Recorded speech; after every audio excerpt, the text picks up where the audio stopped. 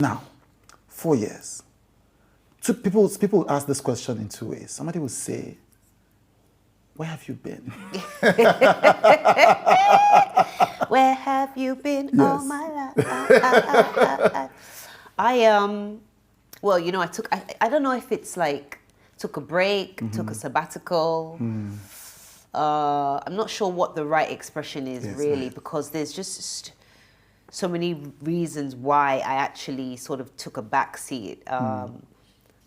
Or went on maternity leave, maybe. That might be the most appropriate, I think. Makes sense. But yeah, I have been, I moved back to the UK. Oh, you did? To have my daughter. Okay. When I came on your show, I was pregnant. Right. Yeah, I was pregnant. You hid that one from me. I did. It should have been like an exclusive, you know. Right. But, yes. But obviously it was still quite early, so I didn't really want to, you know, say anything too soon. But so I went back to the UK to have my daughter, and I didn't really have a plan to come back anytime soon, and I didn't have a plan really to like reintegrate there. It was more like I just need to have my daughter. I need to have her away from toxicity, away from the drama that seemed to have been following me actually the few years preceding. So and it was the best choice I could have ever made. So where have I been? I've been raising my daughter. I've been raising myself. I've been the past year and a half been making new music, and What about the dad? I have to do it. It's the way you said, what about the dad? What about him? Yes, like, are you married to him? Was it a surrogacy? You don't want to get like gist now. Did you move to the UK because his dad was in the UK? No, actually, her dad is Nigerian, from Nigeria. All right. Yeah. Okay. And we are really brilliant friends now. We co-parent really well. So you're not married? No. So, I mean, you know, that's kind of, it's a technical issue. You understand? So, but he's great. He's cool. He's around. He's Nigerian. He's in the UK at the moment. He's also in the music industry as a, on the corporate side of things though. And we just work well together, raising our child. And we're great friends. Right, so you're great friends. And he's obviously in the life of your daughter. Very much so, yeah. Fantastic. Okay, I think that's enough. Your dad, when did he stop being a part of your life? From birth. Right. Really. I remember seeing him at age 2. Right. I have elephant memory. Weird.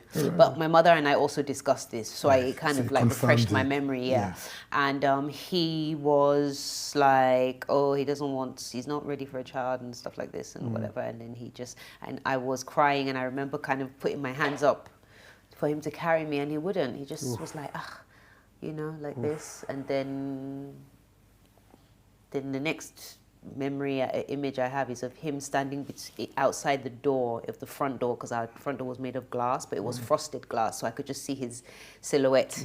And I was crying, screaming in the corridor, just really crying. And then I never saw him again. And my mom confirmed that memory was actually accurate. Right, so it was imprinted in your memory. Yeah, imprinted in my memory. And he never came back? He didn't. But obviously You've reconnected? We connected. My mom passed away some time ago, and she kind of left me all the information and details that I needed to be able to reconnect with him again. And I did. And, you know, he's cool, but I think he's so old now. And I think that, and he has enough problems in his life with all his other kids.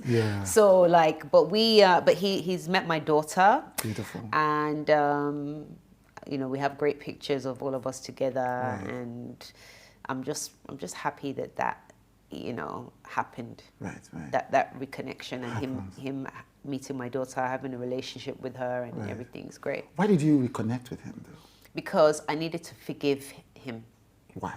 Because I hated men. Like, plot twist. I was always looking for validation from men. And I was always, you know, trying to do more than the man was even like expecting or offering or showing me. Do you get? And like, as a result, the relationships always ended. Like, and I think that subconsciously, I always expected them to leave me.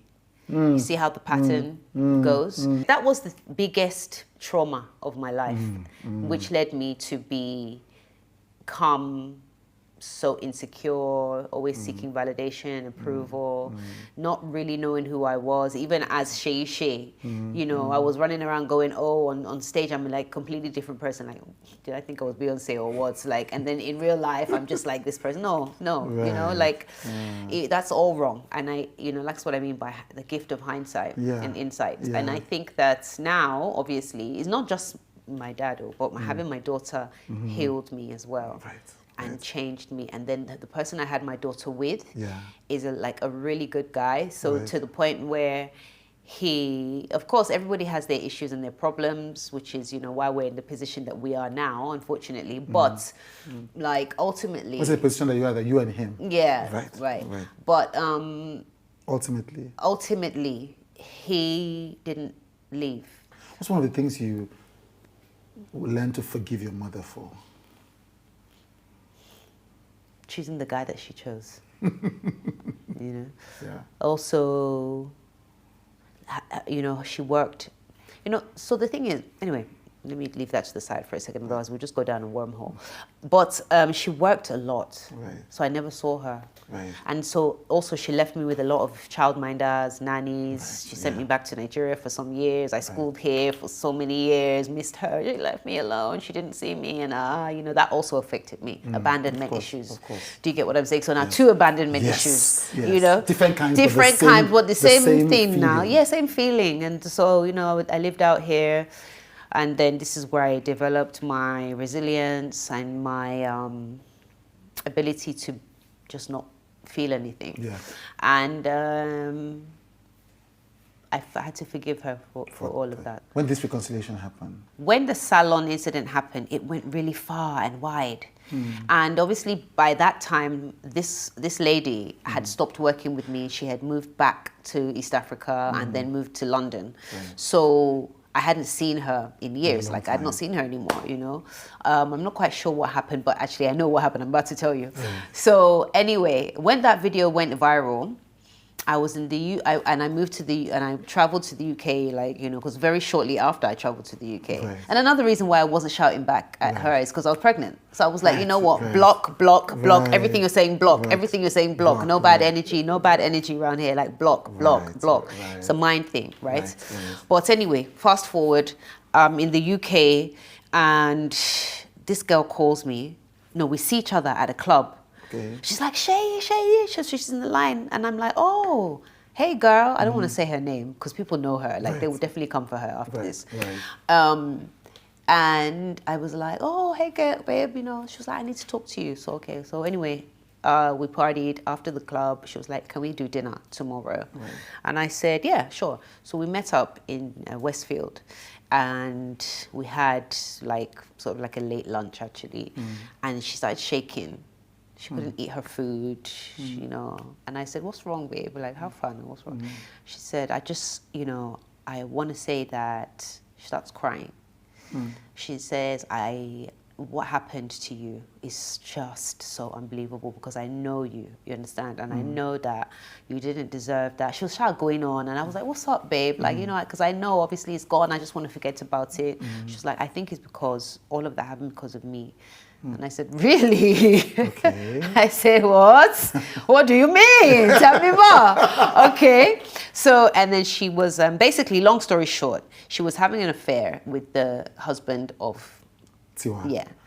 And I was gobsmacked. I couldn't believe. So her thing was, I think, obviously, Tiwa kind of has that... Right. That resentment and anger towards you because we were friends, so she thought I knew about it. Right. This is coming from the lady. Right. I don't know if that's what Tiwa's thinking for real, but now it makes sense. Right. Because I sang at Tiwa's wedding. Right. We were very, cordial. Some would even say that we were friends because we had, we messaged each other, we called, it was great energy. But then overnight, shit just started getting, excuse my French, No, French is good. weird. Of course, I know that there are also other aspects to this. Do you understand? Competition, people in the industry pitching you against each other, saying this, saying that for their own gain, you know. And like, as I said to you, I was a very unconscious human being, like just going through life, you know. So the girl, she's going back anyway, fast forward, she starts crying, and I was furious because turns out that I was the only one that didn't know. So that's what it was, you know. And I just said, how could you do that? I said, why would you do that? And you're telling me now, why would you do that? Who does that? Who's going to believe me if I say that? I didn't know. Do you understand what I'm saying? I was so angry.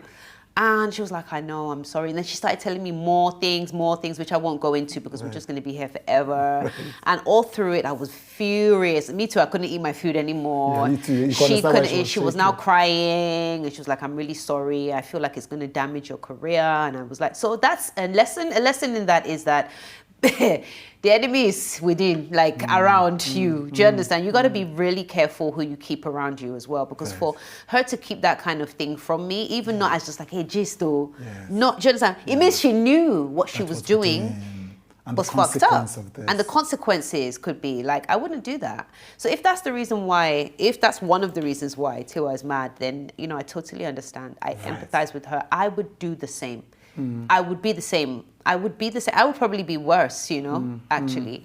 So, you know, if there's one thing I could sort of take back is that whole experience. And I just feel so terrible. Like, I felt so terrible, you know. I've gotten over it because actually I didn't know about this. But yeah, that's what happened. Right. Your dad, when did he stop being a part of your life? From birth. Right. Really. I remember seeing him at age 2. I have elephant memory. Weird. But my mother and I also discussed this. So I kind of like refreshed my memory. And he was like, oh, he's not ready for a child and stuff like this and whatever. And then and I was crying, and I remember kind of putting my hands up for him to carry me, and he wouldn't. He just was like, you know, like this. And then the next image I have is of him standing outside the door of the front door, because our front door was made of glass, but it was frosted glass, so I could just see his silhouette. And I was crying, screaming in the corridor, just really crying. And then I never saw him again. And my mom confirmed that memory was actually accurate. Right, so it was imprinted in your memory. Yeah, imprinted in my memory. And he never came back? He didn't. But obviously You've reconnected? We connected. My mom passed away some time ago, and she kind of left me all the information and details that I needed to be able to reconnect with him again. And I did. And, you know, he's cool, but I think he's so old now. And I think that, and he has enough problems in his life with all his other kids. So, like, but he's met my daughter. Beautiful. And, you know, we have great pictures of all of us together, and I'm just happy that you know happened. That reconnection and him meeting my daughter, having a relationship with her, and everything's great. Why? Because I hated men. So this is Yeah, and that is a direct result. That's a serious statement. Though. I hated men. Yeah. Deep down inside, that's actually what it was. It was trauma that led me to not see men as really like anything. But you know, in a very weird, like, plot twist, I was always looking for validation from men. And I was always, you know, trying to do more than the man was even, like, expecting or offering or showing me. Do you get? And, like, as a result, the relationships always ended, like, and I think that subconsciously, I always expected them to leave me. You see how the pattern goes? Deep down inside. Look, put it this way, today, right? I have done so much inner work these past, let me say 4 years, because the transformation of my mind started before I had my child. Yes, because we talked about that. You said you were starting a journey, and I really just committed to that journey. You know, and I isolated, but the isolation was, you know, something that's really good about isolation. I mean, I know some people say it's not good, but one thing for me is that I was blessed with hindsight. and I could just reflect, and I was also blessed with insight, which in turn gave me foresight. Love that, yeah. And I think that is the biggest, besides my daughter, gift that God has given me in these few years that I've been away. And so, of course, my spirituality has completely, transformed, and I'm vibrating on such a different level now that I actually feel very comfortable with men now. I'm like, I love you all. I love all the men. It's a man's world. Like, I just love all the men. You can handle it. I love all the men, every man. I want to make a personal request to you. Many of you watch, like, comment, but you don't subscribe. Now, subscription matters as you subscribe and as you engage. So I am making a personal request. Don't just watch and leave. Please click the subscribe button. It matters to me.